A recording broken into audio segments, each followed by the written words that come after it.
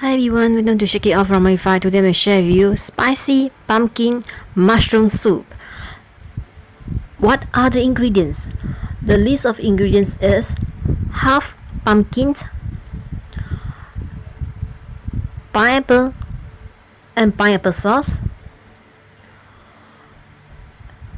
5 pieces of mushroom, 3 pieces of fish ball. Add half clove of garlic and some ginger. The condiments are light soy sauce, dark soy sauce,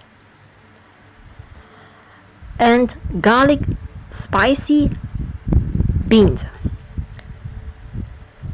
There is no added salt in this soup, and it's served with brown rice. You can see that it looks so yummy, isn't it? And it's easy to cook for dinner. So this is the latest recipe for this dinner menu. For more recipes, let's see and read my cookbook. This is my keto diet cookbook and mental health ebook.